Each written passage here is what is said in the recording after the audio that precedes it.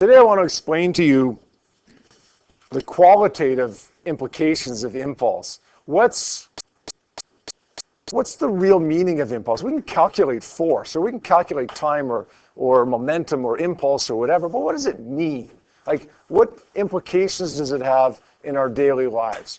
Well, there's two real important implications in our daily lives for impulse. One is when we have what I call a predetermined impulse, and the other is when we have what I call a non-predetermined impulse. A predetermined impulse occurs when an object is stopping. When somebody jumps off of a desk and lands on the floor, their impulse will be the same no matter what. Their mass is a certain value, their speed or velocity as they hit the ground is a certain value, and then it's zero. The impulse that they experience will be the same no matter whether they bend their knees or not. The impulse is predetermined. When a car is traveling down the highway at 100 kilometers per hour, there is one thing we know for sure, and only one thing. That car will stop. How will that car stop? We don't know. We hope that it comes to a gradual stop at a stop sign, but it may come to a crashing stop against a concrete wall. We don't know. One thing we do know, the impulse of that car or the change in momentum will be the same, no matter how it stops. That impulse is predetermined. An airplane in the air weighs literally tons. It is moving upwards of 900 kilometers per hour. Its momentum is enormous. We know that at some point its momentum will be zero. We know the impulse experienced by that airplane will be the same no matter how it stops, whether it comes to a fairly gradual stop on the runway or whether it comes to a crashing stop against the ground. It doesn't matter. The impulse will be the same. When an object is stopping, the impulse is predetermined. Now, there's two things that aren't predetermined, though. The force and the time. Let's say that the impulse of a particular stopping object is 10 Newton seconds, 10 millinewton seconds, doesn't matter, 10 somethings. And let's say it takes 2 seconds to stop that object. What's the force? What's the force? If it takes 2 seconds to stop the object, and we know the predetermined impulse is 10, what's the force? It's 5. Right? The force of impact, or the force that's required to stop it, is 5. What if we change things around, though? What if we stop the same object, its impulse will be still 10, but this time we take longer to stop it? Like Gareth bends his knees when he jumps off the desk, right? That takes him longer to stop. If he had kept his knees straight, it would have taken him a certain amount of time. When he bends his knees, it takes him longer, right? When he increased the time that it takes to stop to, let's say, 5, what's the force become? 2. So what happens in this scenario is that the impulse, when an object stops, the impulse isn't higher or lower, it's just predetermined. Rather, the force and the time affect each other. As the time goes up, we'll say, the force will go down. And that's the important thing, right? Why doesn't Gareth hurt his knees or hurt his legs when he hits the ground, when he bends his knees? Because the force is less. It's not impulse that hurts him. The impulse is the same when a car comes to a gradual stop as when a car crashes into a concrete wall. It's not impulse that hurts you. It's the force. The idea is you want to increase the stopping time and decrease the force. Does that make sense? Listen, this is the basic, one of the two basic principles behind anything that cushions an impact. Anything that cushions an impact. An airbag. Anybody ever been in an accident where the airbag has gone off? Yes? Everybody okay? Good?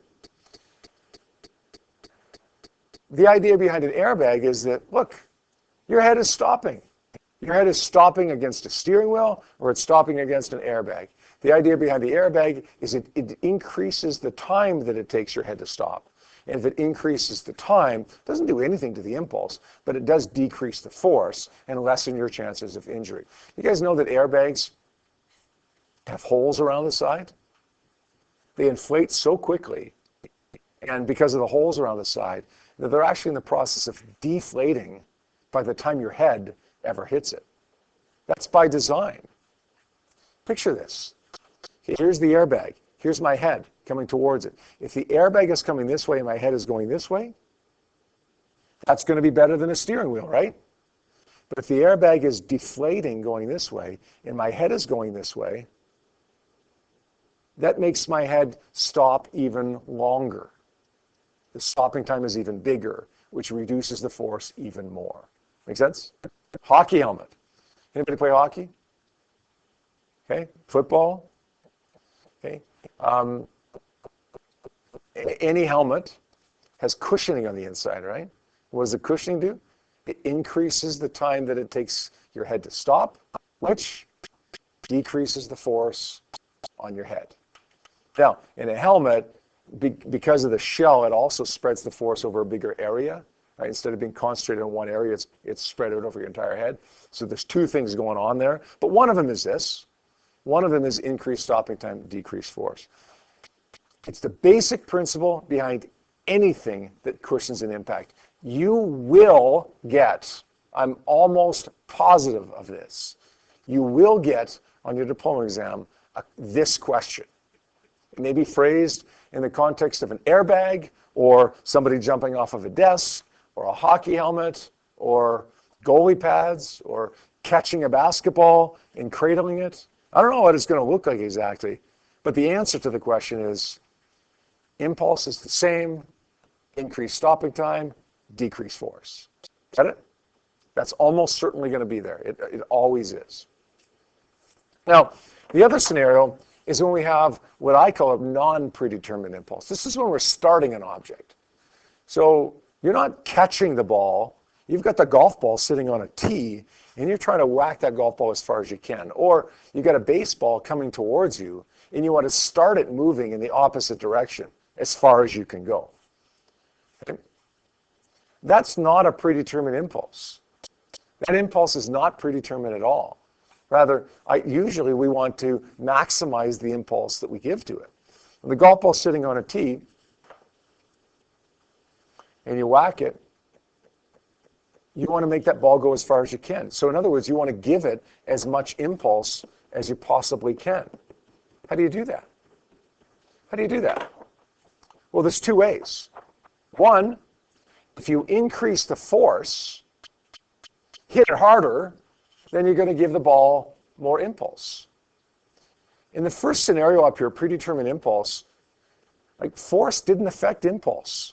Force affected time. In the second scenario, when we're starting an object, force affects impulse.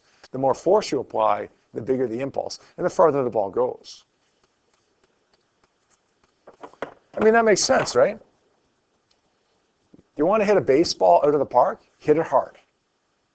Apply a big force. But what's the other thing that you do? Well, when you're swinging a baseball bat, you don't just do this and stop mid-swing. Or when you're swinging a golf club, you don't just stop mid-swing. You follow through, right? How many people golf? You follow through, right? You might not know why you follow through, but you do, and you know that it works better if you follow through, right? Why does it work better? Because when you follow through, you increase the time of contact between the club and the ball. And if time of contact is bigger, guess what? Impulse is also bigger. When you're stopping an object, force and time affect each other, and neither affects the impulse. When you're starting an object, force and time don't affect each other. They both affect impulse. Bigger the force, bigger the time, bigger the impulse. What's the ideal when you're hitting a golf ball or a baseball? Big force, follow through, big time of contact gives you biggest impulse. Make sense? It's funny, like even little kids who's 7 years old, they swing a baseball bat, they follow through because they've learned not the physics behind it, but same as a few minutes ago, we were jumping off desks. We just know that we bend our knees. We know that we follow through. We just know from experience that it works. Well, now we know why it works, because it increases, following through increases the time of contact, increases the impulse. We're bending our knees, it increases the time, which decreases the force. Good?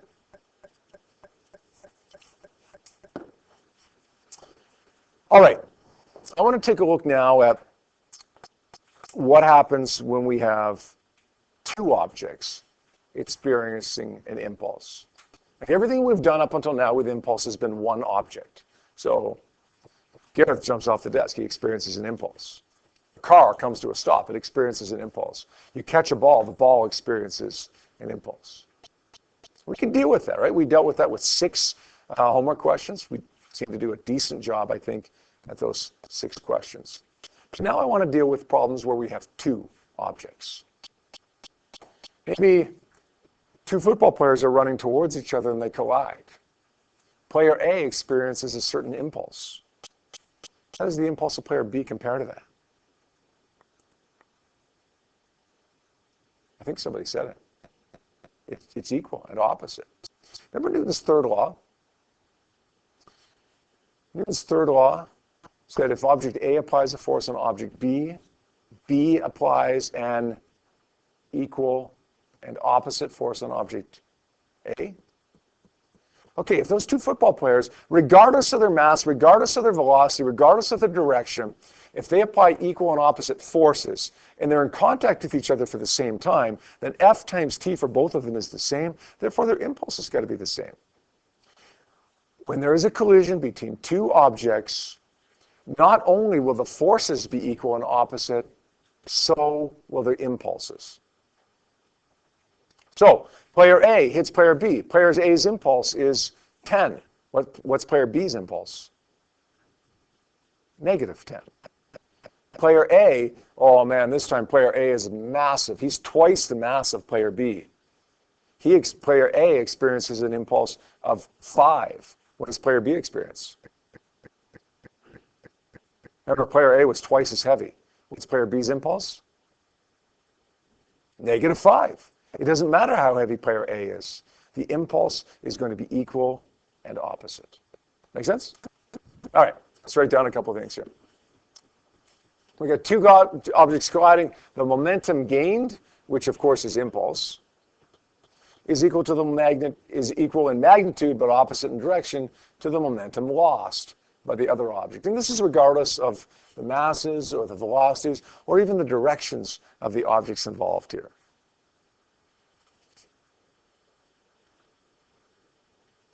There's a couple of times through this year, I can think of a couple of questions right now that you will see.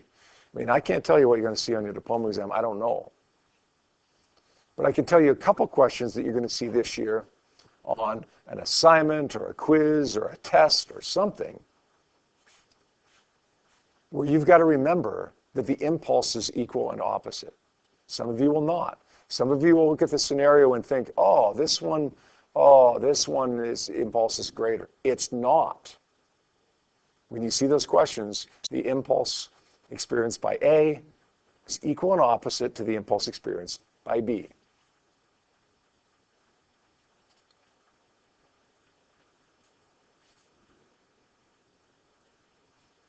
Now remember this.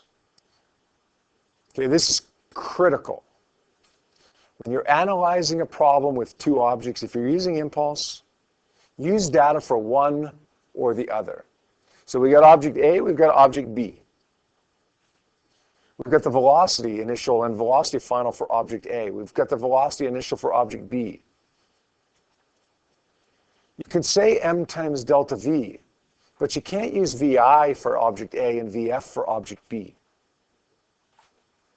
If you're using object B, that's fine. Go with it. If you're using object A, that's fine. Go with it. Don't mix and match. It's either A or B. The good news is, Sometimes you see a problem where a question says, what's the impulse experienced by object A? When I look at it, it's like, I don't know. I don't have enough data to solve for the impulse experienced by object A. We do have enough data, perhaps, to solve for the impulse experienced by object B. So object A, oh man, object B, let's just solve for the impulse by B. And then say equal and opposite. Right? Just because you're looking for the impulse by A doesn't mean you have to solve for that directly. So here's our example. 1,200 kilogram car traveling north collides with a 1,000 kilogram car traveling south. Oh man, we got north and south. Here we go. They entangle. That means they become one object. They head off as one to the north. I want to find the force of impact on the lighter car and the force of impact on the heavier car. All right. All right. This is, I don't think that this is necessarily an insanely hard question, but it is the most complicated looking question that we've seen so far because there's so much to it, right? Here's what I want to do. I'm going to call the 1,200 kilogram car the blue car and the 1,000 kilogram car the green car, just so that my givens are tidier. It's not a big deal, but it works for us unless somebody happens to be colorblind. Let's write down those givens now. We're going to say that M1, the blue one, is 1,200 kilograms. We're going to say that V1 initial is 10 meters per second. It's to the north, so it's positive. I'm going to say M2, that's my next given, is 1,000 kilograms. And I'm going to say V2I is negative 10.0 meters per second because it's moving to the south. It says they entangle, they head off as one to the north. Afterwards, that means V1F is 0.901 meters per second, and so is V2F.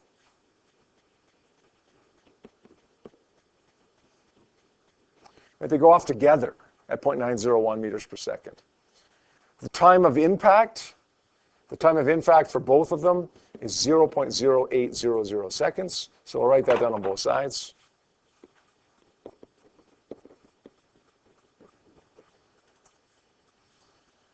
And we're looking for the force of impact on both cars now.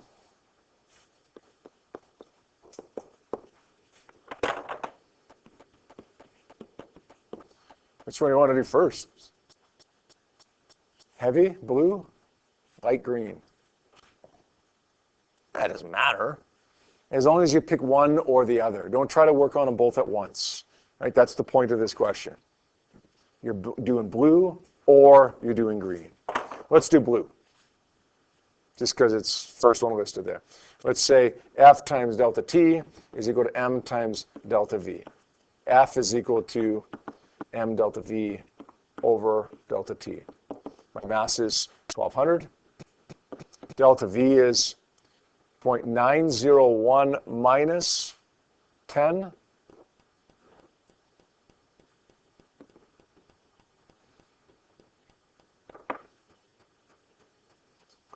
We solve for that force there.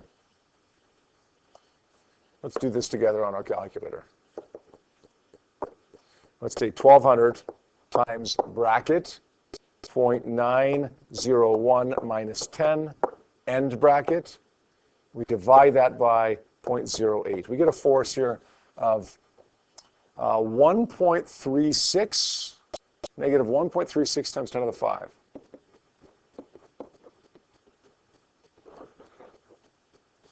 Notice I did not use anything for the green car.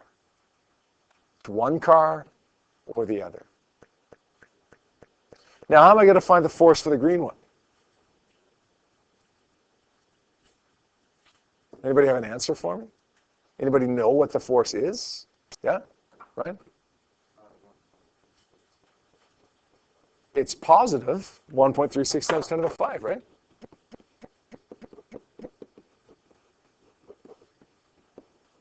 Ryan, how'd you know that?